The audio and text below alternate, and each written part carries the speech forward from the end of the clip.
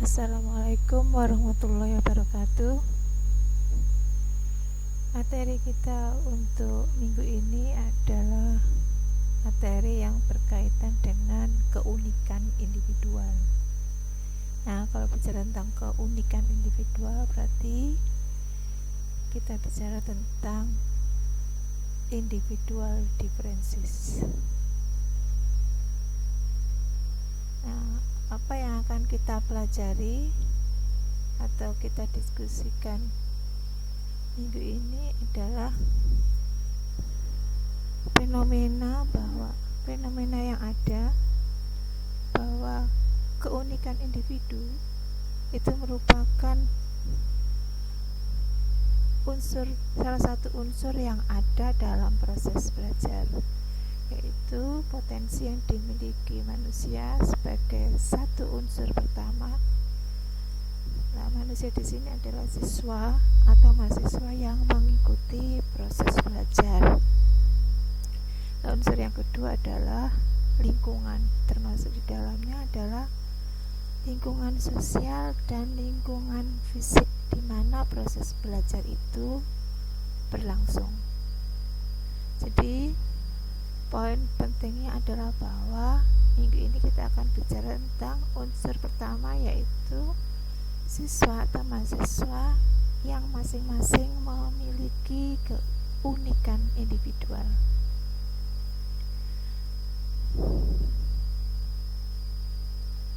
Oke, selanjutnya bagaimana keunikan individual itu bisa dimiliki oleh setiap individu. Nah, ada dua unsur yang membentuk keunikan individu. Yang pertama adalah potensi yang dimiliki atau dibawa individu sejak lahir. Jadi masing-masing siswa atau mahasiswa memiliki potensi yang memang sudah dimiliki sejak lahir.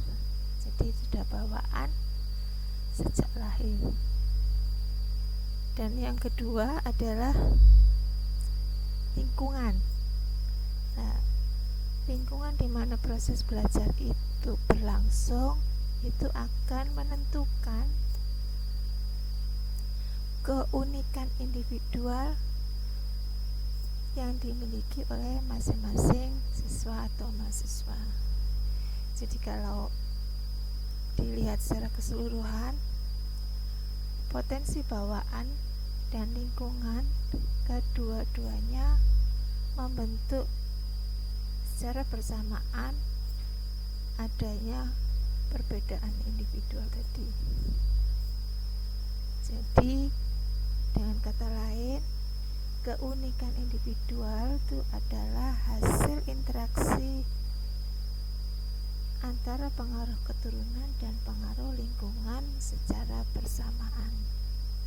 Ya, contohnya saja pada orang yang lahir kembar, potensi yang dimiliki sama, tapi kalau lingkungan mereka berbeda, maka mereka akan menjadi individu yang unik atau berbeda satu sama lain. Gitu kira-kira, ya. Jadi kenapa ini penting? Karena kita lihat bahwa masing-masing siswa atau mahasiswa itu memiliki keunikan individual selama mereka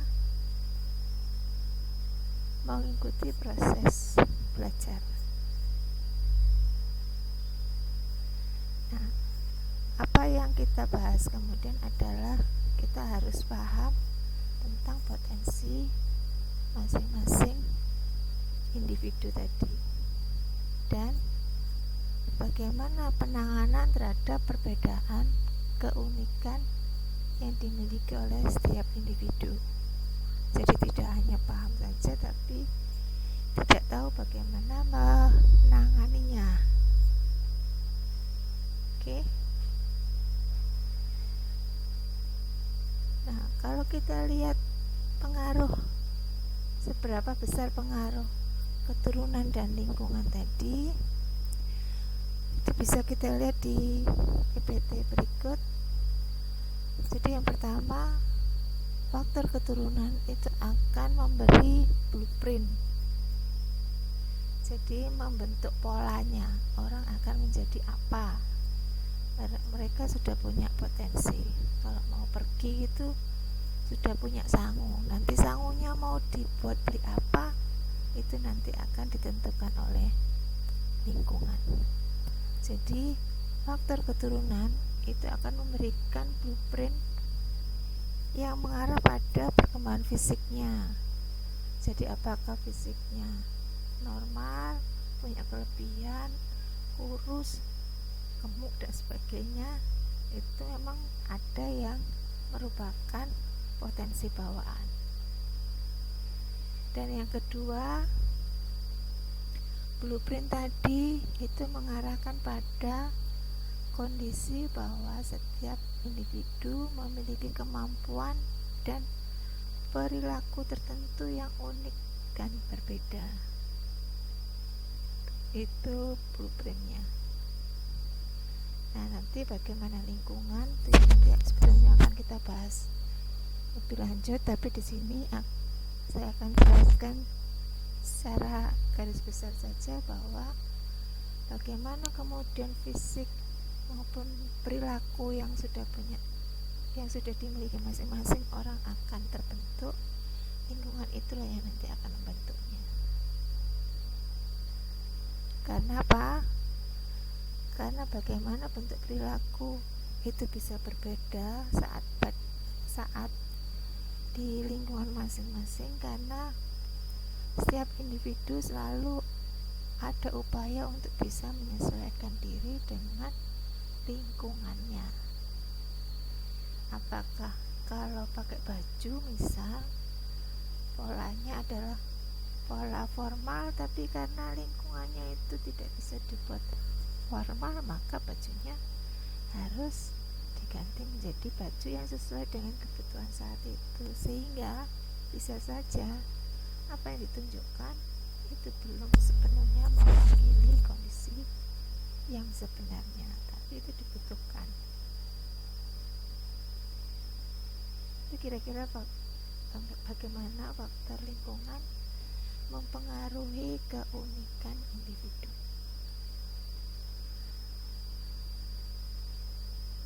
Nah, terus kira-kira untuk keunikan individu yang itu membedakan satu orang dengan orang lain itu ada pada perbedaan dalam hal inteligensi. Nah, kira-kira kalian sudah tahu betul bagaimana faktor inteligensi mempengaruhi perbedaan masing-masing individu, mempengaruhi perbedaan perilaku masing-masing individu. Contohnya saja dalam proses belajar di institusi pendidikan, misal mereka yang inteligensinya di bawah rata-rata mungkin akan mengalami kesulitan di dalam memahami materi atau informasi yang didapat, sehingga akan menyulitkan juga di dalam penyelesaian tugas atau masalah. Demikian juga yang di atas rata-rata, karena pendidikan kita itu biasanya berkaitan dengan menghadapi individu secara umum, mereka memiliki inteligensi rata-rata, maka mereka yang di atas rata-rata bisa saja kemudian tidak mendapat kesempatan untuk bisa memaksimalkan potensi inteligensinya, seperti anak-anak yang punya bakat khusus dan sebagainya. Nah, bagaimana cara menangani? Yang pertama ya harus tahu dulu secara keseluruhan siswa itu memiliki inteligensi pada taraf bagaimana, dan institusi pendidikan harus kemudian membedakan perlakuan, karena semua harus punya kesempatan bisa memaksimalkan potensinya, sehingga ada kelas anak berkebutuhan khusus, yaitu kelas inklusi, ada yang kelas akselerasi bagi individu yang memiliki potensi inteligensi di atas rata-rata, sehingga semuanya bisa berkembang secara maksimal sesuai dengan potensi inteligensi yang dimiliki.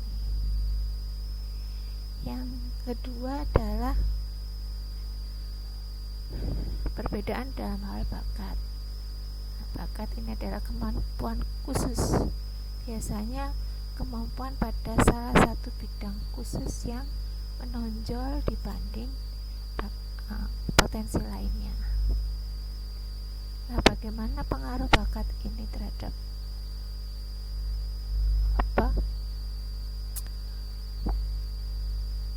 pengembangan potensinya?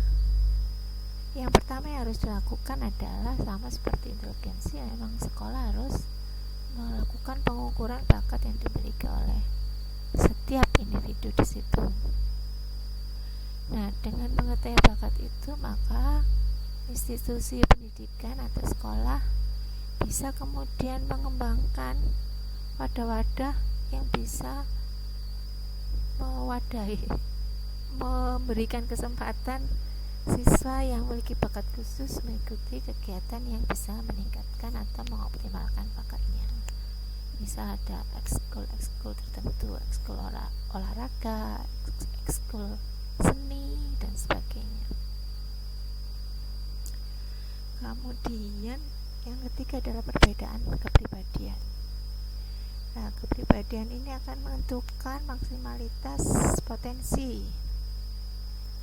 Mereka yang punya inteligensi tinggi tapi aspek emosinya kurang bagus, ya potensi inteligensi tidak akan bisa berkembang secara maksimal atau timpang. Atau mereka yang punya inteligensi tinggi tapi daya juangnya kurang, itu juga sama, tidak akan memberikan kesempatan individu untuk mengembangkan potensi sesuai dengan taraf inteligensinya. Karena kepribadian pada dasarnya membantu pengembangan potensi lain secara maksimal dalam bentuk penyesuaian diri atau adaptasi dengan lingkungan agar potensi bisa sesuai dengan yang diharapkan. Nah, apa yang bisa dilakukan oleh institusi pendidikan? Sama juga bahwa harus ada pengukuran kepribadian untuk mengetahui kondisi kepribadian, sehingga kalau ada siswa atau pelajar atau mahasiswa yang mengalami hambatan dalam proses pendidikan atau proses belajarnya, maka hal itu bisa ditelusuri dari aspek kepribadian, mungkin butuh konseling dan sebagainya. Kemudian ada lagi, ini sebetulnya bukan potensi bawaan, tetapi lebih pada cara mereka memaksimalkan potensinya, yaitu perbedaan dalam hal gaya kognitif dan disposisi. Kalau gaya kognitif dan disposisi masih ada kaitannya sedikit dengan inteligensi, serta perbedaan dalam hal gaya belajar dan berpikirnya. Coba kita lihat batasan tentang gaya kognitif, disposisi, dan gaya belajar serta berpikirnya. Nah, ini. Jadi gaya belajar itu adalah cara khas yang digunakan siswa untuk memikirkan suatu tugas atau memproses suatu informasi baru. Biasanya ada siswa yang cenderung memilih-milih stimulus atau tugas baru ke dalam bagian. Jadi akan dilihat ada perbedaan masing-masing tugas tadi dan dilihat sendiri-sendiri. Ini analitik. Jadi tidak menyamaratakan semua tugas itu menjadi tugas yang baru, tugas yang gampang, mudah, atau ini sulit, gampang atau mudah, atau bisa juga menjadi tugas yang ini nggak perlu diperhatikan, ini yang perlu diperhatikan, dan sebagainya. Jadi mereka punya kemampuan untuk menganalisis. Tapi ada juga siswa yang cenderung menganggap bahwa semua tugas itu ya menjadi satu kesatuan dan tidak bisa dipisah-pisahkan, sehingga selalu mengaitkan satu tugas dengan tugas lain, pada tugas itu berbeda esensinya. Nah, ini pengaruhnya sih bahwa biasanya mereka yang bisa memilah-milah tugas atau stimulus selama proses belajar kan lebih mudah fokus pada masing-masing tugas tadi. Jadi bisa secara maksimal mengikuti proses belajar dan memberikan perubahan perilaku atau peningkatan informasi seperti yang diharapkan. Atau bisa juga gaya kognitif adalah ada orang yang bisa belajar kalau bisa dijelaskan secara verbal, jadi dengan cara dijelaskan saja sudah bisa. Tapi ada yang baru bisa belajar kalau ada gambarannya, atau itu grafik atau secara visual, ada yang membantu di dalam memahami informasi. Jadi ada yang belajar dengan mendengarkan saja sudah bisa, tapi ada yang belajar harus ada visualisasinya. Nah, kalau disposisi adalah kecenderungan untuk memikirkan suatu tugas atau informasi baru dengan cara tertentu. Hal ini biasanya menggambarkan cara pengambilan keputusan tentang cara belajar yang bagaimana yang mau dipakai atau apa yang nanti akan dipelajari. Itu disposisi, karena tidak semua siswa punya cara belajar yang sama atau senang dengan yang dipelajari. Nah, ada beberapa kecenderungan disposisi yang dipilih siswa, yaitu misalnya berpikir kritis. Nah, siswa yang seperti ini selalu kemudian mencari kekurangan atau mencari kelebihan atau mencoba mencari informasi yang itu bisa menunjukkan bahwa informasi yang ada itu masih kurang dan sebagainya. Tidak selalu kemudian percaya begitu saja dengan informasi yang diterima. Nah, yang berpikir terbuka berarti lebih suka untuk bisa menampung semua masukan yang itu mungkin akan memberikan gambaran yang lebih maksimal atau mengetahui kekurangan atau kelebihan, sehingga bisa belajar mana yang lebih baik. Nah, ada juga yang suka belajar akan tantangan. Jadi kalau yang gampang-gampang nggak terlalu dipilih, tapi lebih suka belajar hal-hal yang penuh tantangan. Atau ada juga yang mempelajari sesuatu dengan mencari stimulasi, jadi dia nyari-nyari sendiri mana yang nanti akan sesuai dengan kebutuhannya. Itu kira-kira kalau dilihat secara garis besar yang kita bahas dalam minggu ini. Kemudian satu lagi, gaya belajar dan berpikir. Ini juga sama seperti gaya disposisi dan gaya kognitif. Kalau gaya belajar dan berpikir ini juga bukan potensi, tapi lebih pada cara seorang menggunakan atau memanfaatkan kemampuannya.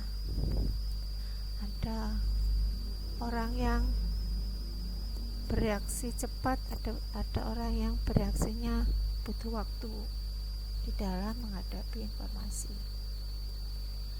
Nah, orang-orang yang cepat merespon termasuk orang-orang yang impulsif, tapi karena cenderung terburu-buru dalam merespon, maka seringkali dia melakukan kesalahan-kesalahan.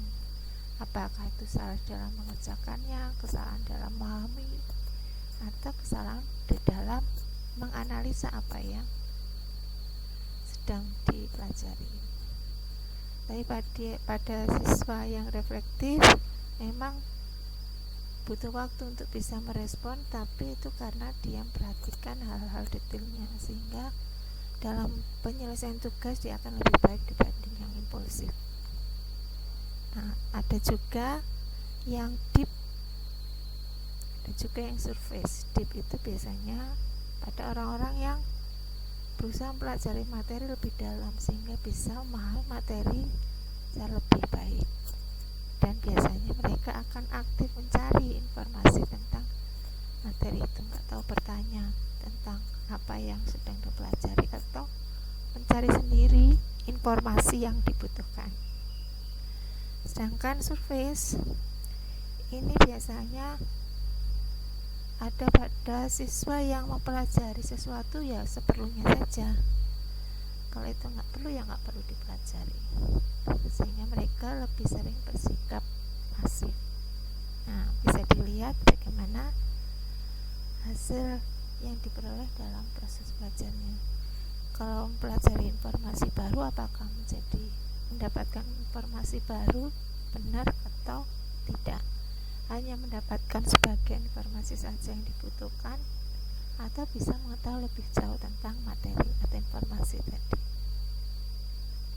Itu semua keunikan yang pasti akan dihadapi dalam proses belajar. Semoga ada penjelasan tentang hal itu, pemahaman tentang keunikan individual. Terima kasih. Assalamualaikum warahmatullahi wabarakatuh.